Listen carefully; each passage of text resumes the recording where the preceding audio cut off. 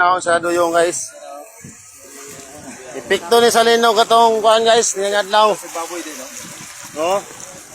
Mo na pinakakaraan nga duyong na mo sa dungon guys, na dali sa linog. Mo na mga bunog na oh.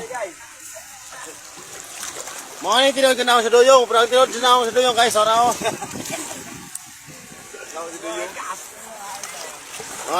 Sa wala pa kita sa personal ning duyong. Nawalan na ninyo. Diba guys? Yun na guys, musipa na guys. Nasa mga 400 kilos. Tungkol sa lino guys, ano? Bunog siya oh. Oh, yung mga dire guys oh. Bunal-bunal ni sa linog sa unasan guys.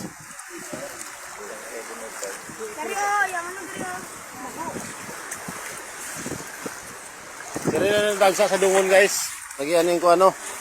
Lagyan sa unasan. Dire tayo sa dungon. Dire na sa beach dungon.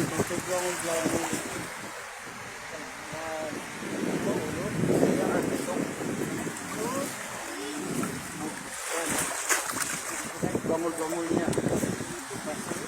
Mga ka-idol. Mga guys, nawao, tapos duyong oh. Nawao. Nawao is duyong oh, nawa.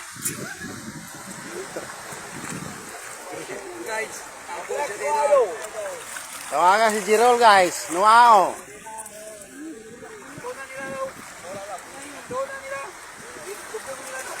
Ikaw na to report kay Jirol ni Ron.